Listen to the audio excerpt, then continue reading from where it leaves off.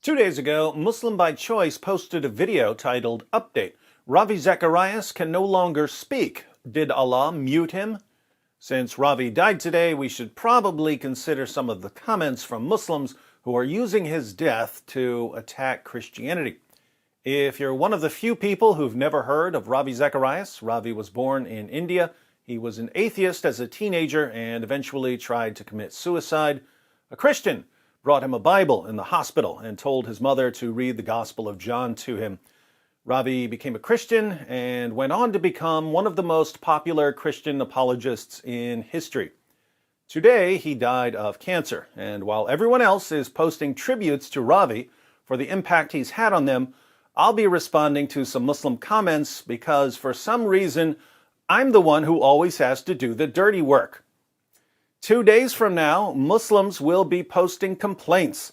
David Wood is using the death of Ravi Zacharias to attack Prophet Muhammad. No, Muslims are using the death of Ravi Zacharias to attack Christianity. I'm simply introducing them to a little concept called consistency. Let's look at a few comments on Ravi Zacharias can no longer speak. Did Allah mute him? This is crazy. First Nabil, and now him. Surely David Wood would realize by now something is going wrong with the people around him. Muslims, am I really so deep inside your heads that when any Christian apologist dies, you think it's a message to me? Do you really believe that your God is as obsessed with me as you are? We'll get back to the idea that Allah is taking out Christian apologists as a warning here in a moment. Let's just see where this thread goes. David Wood will be muted in a woman's gown. Here our Muslim friends are complaining because I make fun of their prophet for wearing ladies' garments. Yes, Muhammad liked to dress up like a girl. In the Sahih collection of Al-Bukhari, number 2442, for instance, Muhammad's wives are complaining that Aisha gets special treatment. Muhammad replies, "Do not injure me regarding Aisha. The revelation does not come to me when I am in the garment of any woman except Aisha." The link to this hadith is in the description box if you'd like to read it. Apparently, Muhammad was known for wearing the garments of various wives, but he only received revelations while wearing the garment of Aisha. Some people suggest that being in the garment of Aisha is a euphemism for sex, like being in her pants, but this would be even creepier. Muhammad receiving revelations while having sex with a prepubescent girl? I guess it would make sense if he received Surah 65 verse 4, which allows sex with prepubescent girls, but it's still disgusting. So I'm actually being nice by assuming that Muhammad was simply wearing Aisha's garments. As for you Muslims who are upset with me for making fun of Muhammad, just let me say, if your prophet didn't want me making fun of him, he shouldn't have been prancing around in his child bride's nightie. Back to the comments. Still about me. He has already skin cancer, isn't that right? John Wick with the laughing emojis. Steve Falls, LMAO. If that's true, may Allah give shifa to the skin cancer. I feel more bad for what the skin cancer has to go through. Why would you expect Allah will cure who mock our prophet every day? I wish his cancer get worse. Lol, I don't feel bad for David Wood. I would feel bad for the cancer that's in David. Lol. Well, I think the cancer is happy staying in David's skin. Wrong again. The cancer was cut out. By the way, Muslims, is that your theory? That Allah was trying to take me out by giving me the weakest, lamest form of cancer on the planet? Why is it that in every comment I read from you, you're basically telling me that Allah is stupid and completely incompetent? Have more respect for your fake God. Now that we understand the geniuses we're responding to, we can examine the idea that when apologists like Ravi Zacharias die, it's because Allah is punishing them. What about Nabil? He was also stricken very, very badly. Nabil died a very ugly death. Nabil and Ravi Zacharias, they were sinful, so they died. So Jesus did not die for our sin. Ravi Zacharias was 74 years old when he died of cancer today. People get cancer. If we live long enough, cancer will kill us all.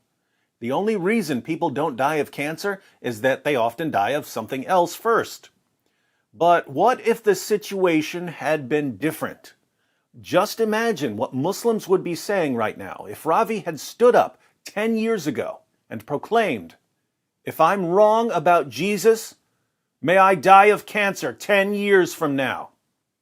Muslims would be shouting this from the rooftops. Ravi Zacharias said that he would die of cancer if he was wrong, and he just died of cancer. Allahu Akbar! But Ravi didn't say anything like that.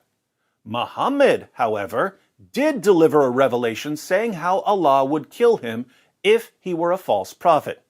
Surah 69, verses 44 to 46.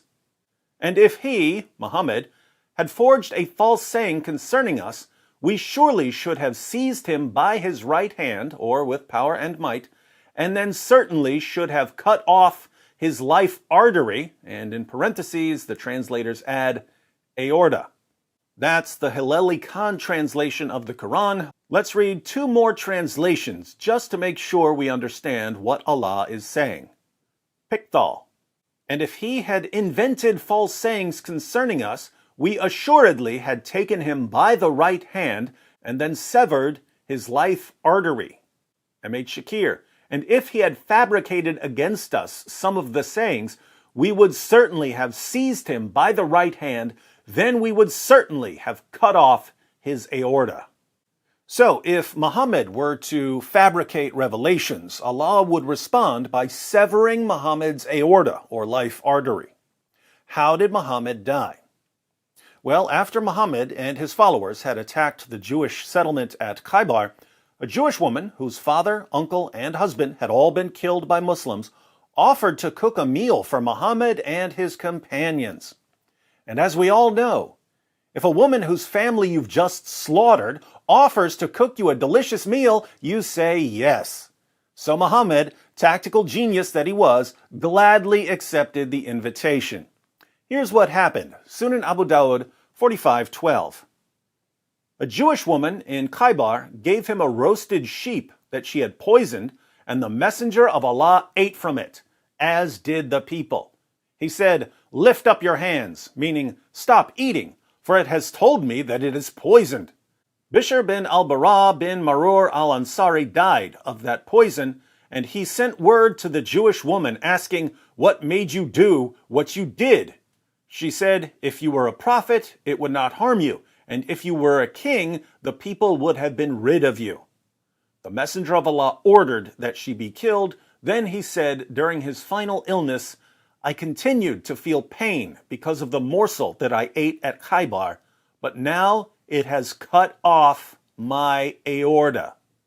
Notice, Muhammad says that the poisoned food he ate has cut off his aorta, his life artery.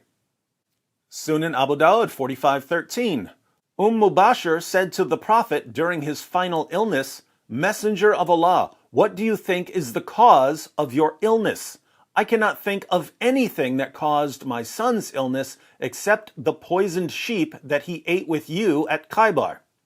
The Prophet said, "And I do not think there is anything wrong with me except that. But now it has cut off my aorta." Here again, it cut off his aorta. The History of At-Tabari, Volume 8, page 124. The Messenger of God said during the illness from which he died, the mother of Bishr bin al-Bara had come in to visit him, Bishr, at this very moment I feel my aorta being severed because of the food I ate with your son at Khaybar. Muhammad felt his aorta being severed. Remind me, what did Allah say he would do to Muhammad for fabricating revelations? He would cut off his aorta, or sever his aorta. And what did Muhammad himself say the poison did to him? He said that it cut off his aorta, or severed his aorta. My Muslim friends, do you really want to start talking about Allah killing people whenever a Christian apologist dies? Do you have any idea how much agony your prophet was in? the weeks leading up to his death? Sunan ibn Majah 1622. Aisha said, I never saw anyone suffer more pain than the Messenger of Allah.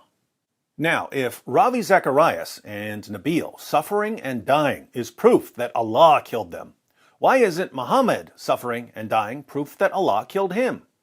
How in the name of common sense can you say, Ravi Zacharias got cancer and died, Allah killed him, and then turn around and say, yes, Muhammad had a much more painful death than Ravi had, and it's exactly the sort of death Allah said he would have if he were a false prophet, but it's no problem for our belief at all. Why the inconsistency, Muslims? Why the hypocrisy? Let me know in the comments section. But be careful what you say about Ravi or Nabil, because I can do this all day. Only next time, I won't be nearly as gentle.